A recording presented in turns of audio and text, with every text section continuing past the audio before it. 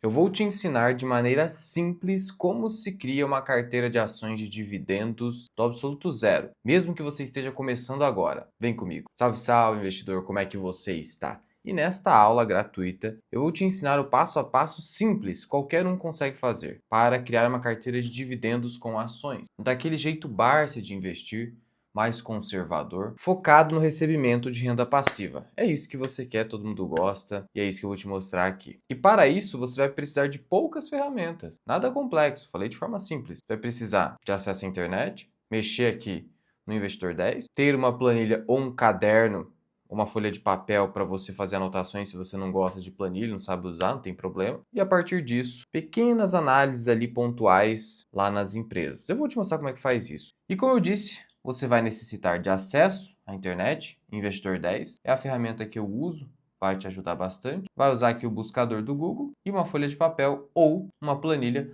onde você vai anotar numa tabelinha aí esses itens aqui. Então, começa com ação, setor de atividade dessa ação, ROI barra ROIC, já vou explicar, PL barra EV sobre EBIT, já vou explicar também, Dividend Yield e preço teto. Mas antes de continuar, já se inscreve aqui no canal e ativa o sininho aí embaixo para não perder nenhum vídeo. E aqui embaixo eu vou deixar para você um grupo onde eu publico notícias do mercado financeiro. É de graça também, é só entrar no grupo. Pois bem, vamos lá. Por que eu vou utilizar aqui a ferramenta do Investidor 10? Para fazer os filtros com as ações. Então quando eu vou aqui, ó, ações, clico aqui, eu tenho ranking de ações. Eu tenho aqui setores, eu tenho as ações mais buscadas e algumas ferramentas auxiliares. No caso, eu quero uma carteira voltada para dividendos. Eu vou aqui em ranking para você dar uma olhada. Ó, aqui eu tenho os maiores dividend yield. Isso aqui ignora, isso aqui não serve para nada. Dividend yield é indicador de preço. A gente sempre começa não por indicadores de preço, se a empresa está barata ou não. A gente sempre começa pela qualidade. Primeiro você foca em segurança, em qualidade,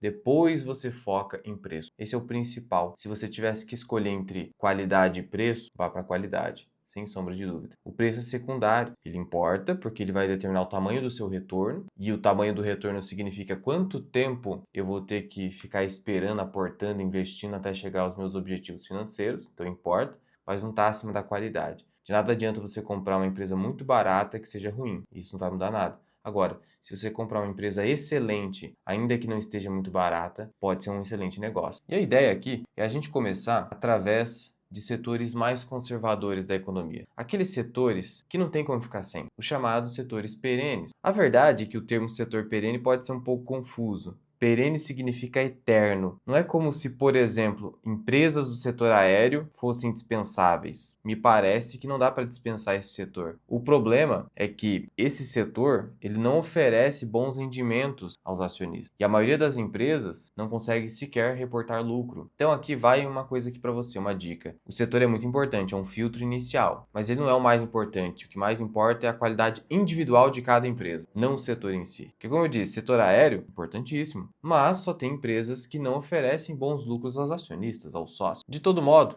comecemos aqui pelo filtro setorial. E a gente não vai aqui no ranking, eu só peguei aqui para você ver alguns rankings que aqui existem, mas o que eu quero aqui em ações são setores. Eu vou aqui em todos, e aí o que eu vou fazer? Todos os setores? Não. Vamos fazer o filtro. Vamos começar pelo básico do básico. No Brasil, o setor financeiro é muito forte. Os grandes bancos brasileiros ganham muito dinheiro no país. Então vamos começar pelo setor financeiro. E aqui você tem esse filtro. E aí, olha só o que eu tenho. Tem Itaú, BTG Pactual, Bradesco, Itaúsa, Santander, setor financeiro. No setor financeiro, eu tenho seguradoras, como por exemplo a BB Seguridade, e eu tenho holdings que investem majoritariamente no setor financeiro, como o caso da Itaúsa, que é basicamente Itaú com desconto da holding, e temos os bancos. Esse é o setor financeiro. E aí o que você deve fazer? Fazer o trabalho de casa. Começar aqui a analisar essa lista, para ver o que faz sentido para sua carteira, o que você quer. Vamos começar por Itubi 4, que é o Itaú. Eu vou clicar aqui no Itaú, e você vai fazendo isso com todas as empresas, tá? Eu não vou ficar fazendo aqui com todas, senão fica algo muito extenso. Aprendendo a base, o fundamento, você consegue reproduzir em outros casos, sem problema nenhum. Então, eu vou começar pelo Itaú. O que eu faria aqui, então? Ação Itaú. Vou colocar Itubi 4, que é a ação preferencial. O que é a ação preferencial? É aquela que não necessariamente te dá direito a voto, tá? Existe essa coisa no mercado financeiro. Por que existe isso? Porque historicamente se pensou o seguinte: vamos criar uma classe de ação diferente da classe detida pelo controlador da empresa, a fim de tirar o direito de voto dessas pessoas que vão apenas ser investidoras, vão ser financiadoras da empresa, e a ação ordinária, com direito a voto, fica com o controlador ou do grupo que controla a empresa. Por que isso? Porque essas pessoas não querem pequenos investidores, os chamados minoritários, atrapalhando a gestão. Só querem a grana, claro. Então tem essa distinção, só que atualmente ela tem sido cada vez mais abolida, até pelo segmento de listagem Novo Mercado da B3, que acaba com isso, justamente porque é um retrocesso, né? É algo muito que não faz mais sentido no mercado cada vez mais maduro, mas ainda existe. Então é isso que é a ação preferencial. Aí você vai me perguntar, mas qual que é a vantagem da preferencial? Porque alguém escolheria maior liquidez e maiores dividendos ou dividendos preferenciais em relação aos dividendos que serão pagos às ações ordinárias, que tem o finalzinho 3. Tá, YouTube 4 é o que está ali. Eu já antecipo para você que no caso do Itaú, eu prefiro a 3.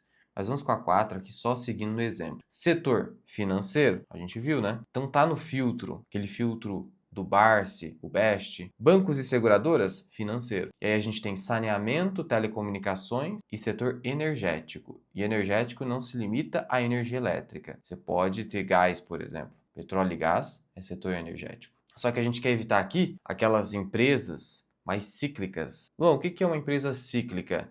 É aquela empresa que tem resultados extremamente erráticos. A direção do resultado é imprevisível. Por quê? Porque em momentos de expansão, o resultado bomba, vai para cima. Só que em momentos de retração da economia, o resultado desaba, talvez até tenha prejuízo. É isso que se trata uma empresa cíclica, que muitas vezes é prejudicada pelo setor ser cíclico. Agora, você tem as empresas anticíclicas, que são aquelas cujos resultados não variam tanto. Você não vai ter assim uma explosão de resultado, mas o resultado será mais consistente. Em momentos de retração da economia, recessão, o resultado da empresa cai, mas não cai tanto. São empresas com resultados mais equilibrados, mais previsíveis, e isso permite pagamento de dividendos mais previsíveis também, e muitas vezes até mais generosos aos acionistas. Essa aqui é a visão. Agora, a gente parte para esse item aqui, ROI barra ROIC. Por quê? Esse aqui é o indicador principal quando você estiver olhando para ações para avaliar a qualidade de uma empresa. Se fosse para resumir em apenas um indicador, qual seria a qualidade daquele negócio, daquela empresa? É o ROI ou o ROIC. Ainda você tem a variação ROCE, mas não precisa ficar decorando isso aqui agora. O principal é o ROI, só que o ROIC é uma variação importante para aquelas empresas que operam com muita dívida, que usam muita dívida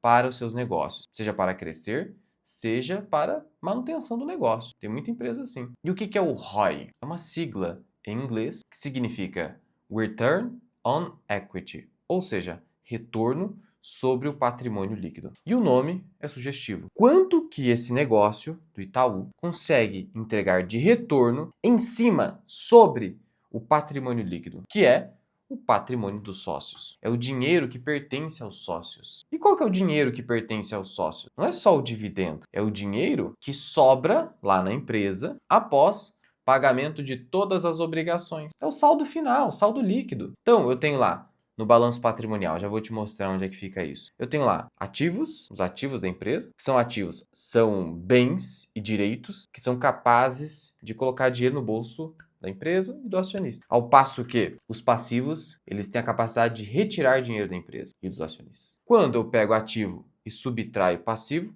ativo menos passivo, no final eu tenho patrimônio líquido, que pode ser positivo ou negativo. Se eu tiver mais passivo do que ativo, meu patrimônio líquido é negativo. Logo, é uma empresa insolvente. Uma empresa que não sobra nada para o acionista, para o sócio. Não é esse tipo de empresa que você quer. Você quer empresa solvente. Então, o patrimônio líquido tem que ser positivo. E aí a gente busca um alto retorno sobre o patrimônio líquido. Um alto. Tem que ser alto. Se for baixo, e aí? Não tem qualidade. Então não basta a empresa ser lucrativa ou ter lucros consistentes. Ela precisa de um alto retorno sobre o patrimônio líquido ou na variação aqui, que é o ROIC, um alto retorno sobre o capital investido, porque assim a gente tem uma perspectiva de aumento desse patrimônio líquido ao longo do tempo, de maneira mais acelerada, e de aumento dos retornos aos sócios. Eu quero retorno alto. Basicamente essa que é a visão. E onde que está esse patrimônio líquido? Olha, você até tem um indicador pronto aqui, tanto o ROI quanto o patrimônio líquido, mas você pode conferir isso no site de relações com investidores. Por isso, o Google. Eu vou colocar aqui, ó, site de RI, Relações com Investidores, Itaú. Aqui dentro, eu vou em Central de Resultados, já estou aqui. E é na Central de Resultados de qualquer empresa da Bolsa que você encontra os releases. É isso que você quer. Que ali dentro tem o balanço patrimonial, ainda que de forma resumida. Você precisa de forma resumida mesmo. E aí eu já abri aqui para você do Itaú. Esse aqui é o comecinho. E você tem aqui um resumo importante, mas basta você colocar o seguinte, ó, Ctrl F, patrimônio líquido. Aqui ele já te dá o ROI, mas você quer conferir, né? Onde é que tá tudo isso aí? Ó, aqui ele te dá um resumo do balanço, mas você vai clicando patrimônio líquido até encontrar. Tá no balanço patrimonial. Aqui ele te dá um resumo, patrimônio líquido, 207 bilhões de reais. Tá aqui. Mas vamos lá no balanço. Aqui está, ó, balanço patrimonial consolidado. Então eu começo com ativo, como eu falei, aí vai detalhando aqui os ativos, depois eu passo para passivo, então eu detalho os passivos, e ao final eu tenho o total do patrimônio líquido, tá? Que tá aqui, 207 bilhões de reais. Então esse é o patrimônio líquido. E o que seria o retorno sobre o patrimônio líquido? Seria o lucro que a empresa consegue a partir desse patrimônio. Qual que é o lucro que eu consigo extrair desse patrimônio? Essa é a mensagem. A gente viu que no caso do Itaú, tá ali em cima 23%, mas ali é só de um trimestre, você precisa anualizar. Você quer saber o retorno anual, não de um trimestre só. E não só isso, você também quer o retorno histórico, porque muitas vezes a empresa tem um ano muito bom e o ROI vai lá para as alturas, e aí depois ela tem um ano ruim, o ROI desaba. Você quer uma empresa mais consistente em termos de rentabilidade, senão é um sinal claro de empresa cíclica ou inconstante. Então o que você precisa aqui, a gente já viu que é 207 bilhões, né, no caso do Itaú. Você precisa encontrar o lucro anual do Itaú. E como que você poderia fazer isso? Pô, mas o ano nem fechou ainda, né, Luan? Você vai ter que fazer uma projeção. E como que você poderia fazer isso? Você vai aqui, ó, lucro, 9 meses. 34 bilhões e meio. Bom, falta mais um trimestre. Então, o que que eu posso fazer? 34,5 divido por 3 e multiplico por 4. 46 bilhões de reais. Bom, se o banco fechar 46 bilhões e a gente dividir pelo patrimônio líquido de 207 bilhões, a gente chega no retorno sobre o patrimônio líquido. É o lucro dividido pelo patrimônio líquido. Entendeu a lógica? O quanto que eu consigo extrair de riqueza a partir desse patrimônio do sócio? Eu chegaria a 22, né? Vezes sim aqui, né? 22,22% de ROI. E aí eu te pergunto, esse ROI de 22,22% é alto ou baixo? Antes de responder, olha para o histórico da empresa. Importante, pelo menos dos últimos 5 anos ou dos últimos 10. A consistência está no histórico. E a gente nota que a média da empresa é de 17,3, hoje está acima da média. E aí agora eu te respondo, qual seria um indicador bom para excelente no ROI? Para o indicador ser acima da média, precisa ser acima de 12%. Só que você quer bom para cima, você quer acima de 15%. Então, você vai buscar aqui uma empresa que detenha um ROI acima de 15%. Essa é a sua preferência, acima de 15%. É isso que você quer. E a gente viu que no caso do Itaú é acima de 15%. E hoje está acima de 20%, o que é excepcional. Por quê? Porque sinaliza para a gente que o Itaú é capaz de entregar um retorno de 20% ao ano. Então, se você comprar Itaú no preço certo e a empresa conseguir, né, essa consistência que ela vem conseguindo, ela vai te entregar retornos superiores a 15% ao ano. Essa é a mensagem do Charlie Munger. E é real. Inclusive, você poderia exigir pelo menos 15% de Itaú. Pelo menos 15% para comprar a ação. Por quê? Porque, pô, esse é o retorno sobre o patrimônio líquido histórico. Até acima disso. Hoje está acima de 20, como a gente viu. Pô, entendi, Luan. Esse é o retorno que a gestão consegue entregar a partir do patrimônio dos sócios. Perfeito. E o ROIC? Por que tem essa variação aí? Bom, o ROIC, como eu disse, é uma variação que é melhor utilizada em empresas com dívida. As empresas do setor financeiro, por mais que elas tenham o passivo, que é o quê? A seguradora tem o caixa que está aguardando pagamento de indenizações, que são sinistros. Beleza. E os bancos, o que eles têm ali? O capital do pessoal que bota dinheiro no banco, né? Então, assim, existem passivos de fato, só que eles são considerados ativos. Tanto que existe um indicador chamado ROA, Retorno sobre os Ativos Totais, que eu já falei em outro vídeo, que é muito importante com os bancos, que viu, mesmo que seja um passivo, é considerado um ativo, porque o banco consegue tirar dinheiro daquilo, mesmo que seja o seu dinheiro que você colocou lá no banco, na poupança, por exemplo. Então, por isso que a gente fala que os bancos e as seguradoras, empresas do setor financeiro no geral, não possuem dívida. Mas, pegando-se outras empresas com muita dívida, especialmente setor elétrico, aí você vai ver empresa com muita dívida. Vamos pegar aqui um exemplo? Vamos pegar uma empresa muito famosa, que é a Engie. A Engie, que é uma geradora de energia elétrica, principalmente, ela tem ali, ó, um ROI alto também, só que olha o tamanho da dívida. Esse indicador aqui sinaliza pra gente, quando está acima de 3, como agora, que a dívida está no patamar alto. E é o caso da Engie. Então, o ideal é olhar hoje para o ROIC, que na média fica em 17, então hoje está mais baixo. Mas ela também passaria pelo filtro, porque está acima de 15%. Mas o que seria o ROIC? No caso do ROIC, é o retorno sobre o capital investido. Então, ao invés de eu utilizar o lucro líquido, eu vou utilizar uma métrica que se chama geração de caixa. Eu não vou entrar em detalhes técnicos para não te dificultar. Geração de caixa. Por quê? Porque eu quero medir quanto que a empresa gera de caixa a partir não só do patrimônio líquido, mas também da dívida. Então seria a geração de caixa, seria o NOPAT. Eu não vou entrar em detalhe técnico para não te dificultar a vida. Eu falei que é de forma simples, mas é a geração de caixa sobre patrimônio líquido e dívida. Eu somo os dois. É o retorno sobre o capital total. Isso. Entendi, porque eu tenho que considerar essa dívida. Claro, eu preciso considerar. Algo que eu não preciso considerar nos bancos e nas seguradoras. Percebeu a diferença? Então, essa é a variação. E o que seria a dívida? Vamos lá no balanço e eu vou te mostrar. Para isso, já que a gente está falando da Engie, não é nenhuma recomendação de investimento, nenhuma ação desse vídeo. Simplesmente estou te ensinando e te dando exemplos didáticos. Eu vou aqui na Engie, eu vou em demonstrações financeiras, apesar de que aqui só vai te dificultar. Aqui no site da Engie você tem a opção Releases e apresentações. É mais fácil. Release do terceiro trimestre. Release é um resumo dos demonstrativos, tá? É um relatório. Então eu vou aqui em balanço patrimonial. De novo no balanço, né? Chegamos aqui, usei o Ctrl F, e aí eu vou aqui em passivo e patrimônio líquido. O que são os passivos? Ó, instrumentos de dívida, aqui no circulante, prazo de até 1 ano. Então, são as dívidas que vão vencer até 1 ano. Passivo não circulante, dívida aqui de novo. Então, você tem aqui, num balanço mais completo, você vai ter debêntures, você vai ter dívida bancária, mas está aqui de forma resumida. Então, você soma essas dívidas com o patrimônio líquido, né? Vamos fazer isso aqui agora? Calculadora, né? Então, ó, pode ser à mão também, você que sabe. Ó, 2.600 mais, ó, 15 mil.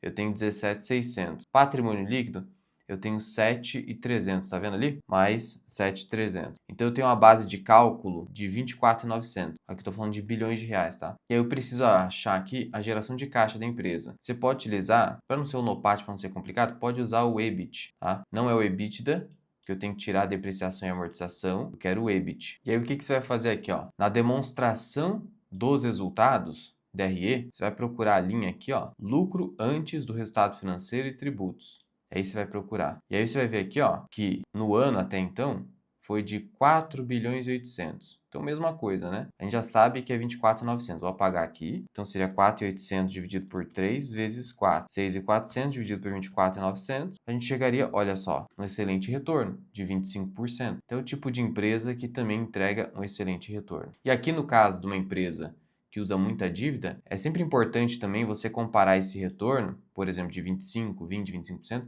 com o custo líquido da dívida. Isso você encontra aqui na seção de endividamento. Não vou complicar demais isso aqui, mas entenda o seguinte, se uma empresa ela tem uma dívida que custa 12% e um ROIC que é de 10, ela não está gerando valor, porque a dívida está mais cara. Ela só gera valor para o sócio quando o retorno que ela consegue em cima do capital empregado, investido, é maior que o custo da dívida. No caso da Engie, o custo da dívida é próximo de 12. Nem vou detalhar demais aqui para não complicar a sua cabeça. E a gente viu que o ROIC é de 20. Mas entenda o seguinte, se a empresa conseguir acima de 15, ROIC e ROI, você não precisa ficar muito se preocupando com o custo da dívida, porque dificilmente o custo líquido de uma dívida vai ultrapassar 13%.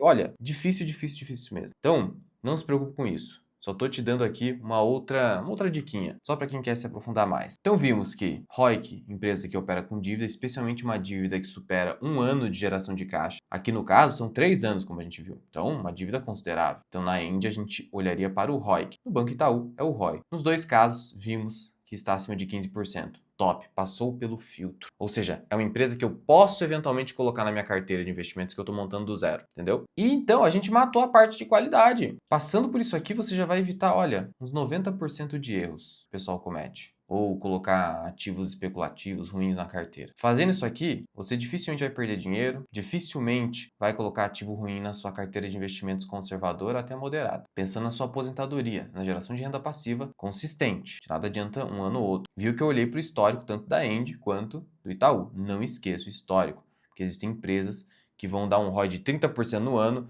nos 2 seguintes vai dar 5% de ROI. Empresa cíclica. Evite isso. Evite isso. Especialmente se você está começando agora ou está há pouco tempo na Bolsa de Valores. Agora a gente passa para o indicador de preço. Então a gente vai para cá. PL ou EV sobre EBIT. Então vamos lá. Vamos procurar do Itaú? No Investidor 10 já tem esse indicador pronto, mas é sempre importante fazer uma conferência. Até porque o indicador que está aqui, voltar para o Itaú, né, que a gente estava olhando, ó, vou clicar aqui no Itaú. É importante você conferir se aqui está 10. Por que é importante você conferir? Porque aqui pega os últimos 12 meses e você quer para o ano corrente ou para o ano seguinte, né?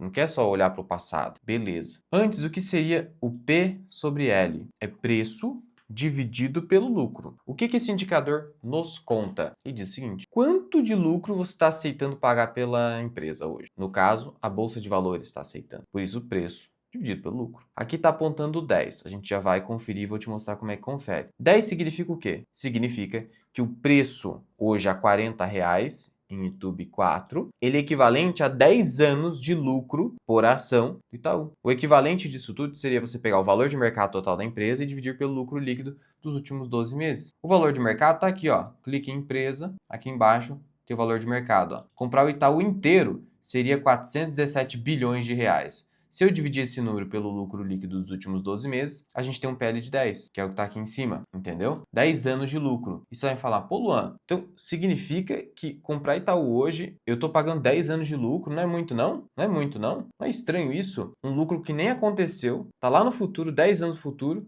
eu estou pagando isso para comprar a ação hoje? Então, esse é o poder do equity. O equity é isso, é você antecipar lucro futuro a valor presente. Seria como se você estivesse ganhando 10% ao ano, pagando 10 vezes lucro. Pô, retorno baixo, né? Não quero não. Então, só que essa análise é muito simplista, porque o lucro de uma boa empresa, ainda mais com alto ROI, é um lucro que vai evoluindo ao longo do tempo. Então, assim, o fato da empresa ter um PL de 10, 20, 30, não é isso que realmente interessa. O que realmente interessa é o quanto essa empresa cresce, o seu lucro líquido ao longo do tempo. Sobre o Itaú, eu escrevi um relatório de análise na minha comunidade. Aqui na minha comunidade, a comunidade FMI, Formação Bra Invest, eu tenho aqui os meus relatórios de análise, além da minha planilha de valor intrínseco das ações. Aqui dentro, eu expliquei a evolução do lucro líquido do Itaú ao longo do tempo, que foi uma taxa de 13% ao ano. De tal modo que, quando eu comparo esse crescimento do lucro líquido ao longo do tempo frente a um índice preço-lucro que a empresa apresenta, se o crescimento for maior que o preço-lucro, a ação não está cara, logo elegível para colocar na carteira. Esse é um indicador do Peter Lynch, PEG Ratio, que tem também no meu curso Formação Bra Invest. Tá tudo lá na comunidade. Eu vou deixar o link aqui para você conhecer na descrição e testar por 7 dias grátis. Então, se a empresa cresce 13 e tem um PL de 10, ela não está cara. Não está. Por quê? Porque o lucro, ele não está parado no tempo, ele está crescendo acima do índice preço-lucro. Essa é a dica. Então a ação não está cara. E aí você pode conferir, né? Você pode conferir. De novo, voltando aqui no Itaú. A gente projetou um lucro de 46 bilhões. Pode ser de 45. Vamos considerar 45? Projeção conservadora nunca vai te enganar. O que pode te enganar é a projeção intermediária ou otimista. Então, 45 bilhões. Esse é o lucro. Mas antes, qual que é o valor de mercado? Qual que é o valor de mercado? Vamos voltar aqui. 417, vou copiar esse número. Fica mais fácil, né? Vou copiar esse número aqui, ó. Eu vou dividir por 45 bi. Só que vou ter que colocar o número todo aqui, senão vai ficar errado, né? Aí, 9,27. Então, isso a 45 bilhões. Então, na verdade, o Itaú está negociando abaixo de 10 vezes lucro, abaixo de 9,5, beirando a 9 vezes, crescendo o lucro líquido a uma taxa superior a 10% ao ano, a empresa está barata. Entenda isso, porque o lucro está crescendo e você está comprando a preços de hoje. Então não é como se você fosse esperar 10 anos. Ninguém é trouxa de achar, ah não, eu vou comprar o Itaú porque eu só vou ter o retorno de 10% mesmo, eu vou esperar 10 anos para retornar. Pode até ser, tá? Mas quando você compra uma ação, você está esperando o crescimento dela. Isso não faz sentido. Compensa ficar na renda fixa. Então eu estou esperando que o lucro cresça de tal modo que em 5 anos, provavelmente,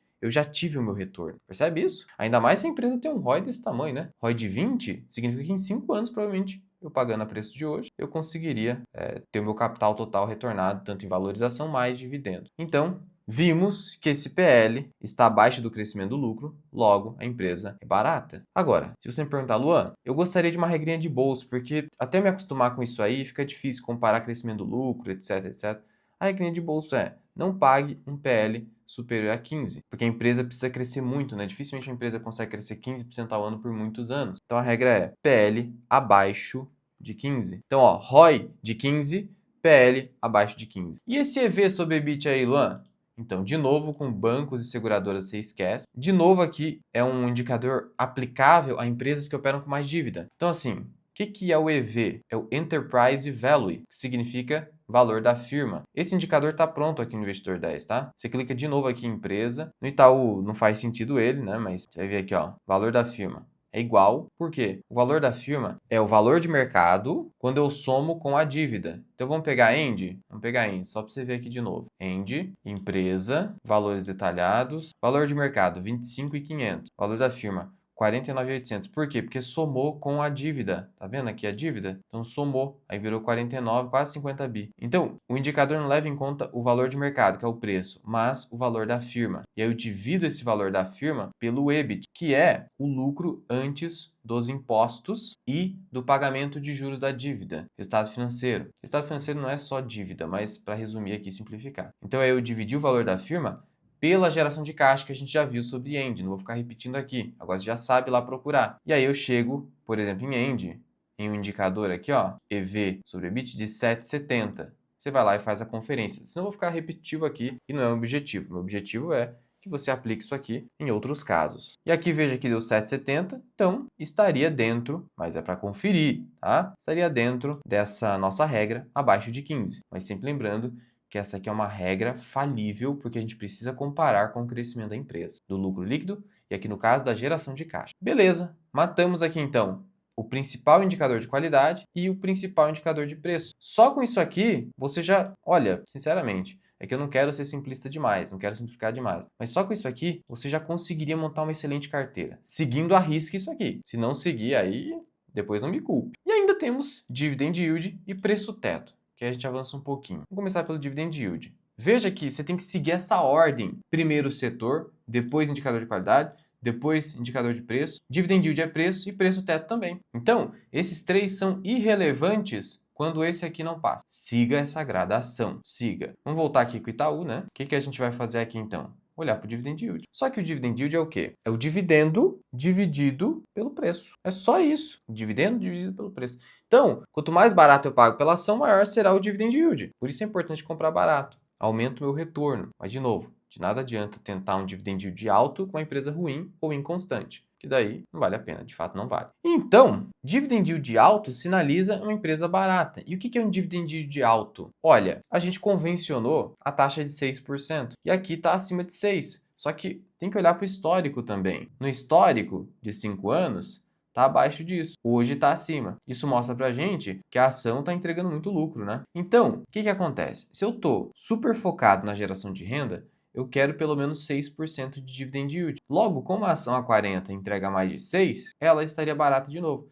Se ela entregar menos de 6, olha, não significa que ela está cara, mas significa que ela não vai te entregar naquele momento um dividend yield que seria razoável. Sendo que o dividend yield não é o retorno total, é só o retorno em dividendos, só isso. Por quê? Porque o dividendo pode ser de 25%, pode ser de 30%, pode ser de 50%, pode ser de 100%, até mais do que 100% se a empresa está queimando caixa para pagar dividendos. E hoje, o dividend yield pode ser até abaixo de 25%, por conta da nova lei que implementou a tributação de dividendos para quem ganha mais do que 50 mil reais por mês. Já há empresas que estão fazendo o quê? Diminuindo o seu payout, que é esse percentual do lucro líquido que vira dividendo no bolso do acionista. Então passou 6%, né? Então tem que ser maior que 6%, mas aqui cuidado, que você pode deixar boas empresas de fora porque estão com dividend yield inferior a 6%. Vamos até olhar aqui o caso da End, que a gente estava olhando. Ó, tá abaixo. Mas por quê? Porque hoje o payout da End está menor do que o seu histórico, ó, tá bem baixo, tá? Então, assim, foco no payout médio. Então, se a empresa voltar a um payout médio de 50, significa que o dividend yield dobraria. Se ele vai dobrar, seria um yield de quase, vamos colocar aí, 9%, né? Então, é essa visão que você precisa ter, senão você vai também rejeitar a empresa só por causa de dividend yield baixo. Boas empresas. Então, é assim que você olha para o dividend yield. É um indicador muito falível, quase dispensável. É só para você ter essa visão se você quer um mínimo de renda para sua carteira. E por fim, o preço teto, que o nome técnico, na verdade, é valor intrínseco, porque o termo preço é um termo da bolsa, mas valor é realmente o que vale uma empresa, não o preço. Mas a gente usa aí costumeiramente preço teto. É o máximo que eu aceito pagar pela empresa para receber X de retorno. Então, no caso do Itaú, voltando, se eu estou focado no recebimento de renda, eu quero um mínimo de dividend yield de 6%, então, até qual valor eu pagaria em Itaú? Preço máximo. Eu faria o seguinte, se o dividendo pago pelo Itaú é de 2,48, eu quero exigir de retorno pelo menos 6%. Então, eu divido por 0,06, transformo, né, em decimal. Então, eu compraria Itaú até o máximo de 41,33. Então, esse seria o preço teto de acordo com essa perspectiva, que é bem simplista, vale ressaltar, já que o valor intrínseco não é esse o valor intrínseco do Itaú. O valor intrínseco, ele está ligado a todo o fluxo de caixa, que não é só o dividendo, mas o lucro líquido. Porque o lucro líquido vira o quê? Patrimônio líquido. E patrimônio líquido é o quê? Dinheiro dos sócios. Então essa perspectiva, ela é limitada. Ela é limitada. Não é esse o valor intrínseco da empresa. Mas eu não vou ensinar aqui valor intrínseco, que é algo muito complexo. Já ensinei na comunidade de formação Vira Invest. E outra, temos aqui na comunidade a nossa planilha de valor intrínseco das ações que estão na minha carteira e das melhores empresas da bolsa. Tudo que você precisa está aqui na minha comunidade. Tem relatório de análise, aulas, vídeos exclusivos, tem muita coisa aqui dentro. Então, de novo, teste por 7 dias grátis. Eu vou deixar o link na descrição e no primeiro comentário fixado. Menos de R$ 2 por dia e você vai estar investindo no seu futuro financeiro. Pois muito bem, mas veja, entra na comunidade quem quer. Só com isso aqui, você já vai montar uma boa carteira de investimento. Uma boa carteira de investimento. E de novo, você pode ter anotado isso no papel e vai fazendo assim. Ah, e se for setor de varejo? Não entra. É muito complexo, especialmente para quem está começando. Foco em financeiro, setor energético, especialmente o elétrico, saneamento básico. Então, ó, só voltando aqui, só para não ficar dúvida. Voltando aqui em ações, eu vou em setores, aí eu vou aqui, outro setor, né? Já fomos em financeiro, ó, vamos ao setor elétrico. Então, você vai aqui em elétrico, procura elétrico. Seguindo o mesmo passo a passo. Aí eu vou em utilidade pública, sigo o mesmo passo a passo. Água e saneamento, né? Tá faltando. Sigo a mesma coisa. Então, você faz isso e pronto. Não precisa ficar pulverizando demais, senão você vai dificultar o acompanhamento. Você precisa acompanhar para ver se está funcionando. E é isso. Qualquer dúvida ou sugestão, deixa aqui embaixo e não deixe de conhecer a comunidade. Por fim, aqui em cima eu vou deixar um vídeo para você onde eu mostrei algumas limitações do critério do Basel de preço teto.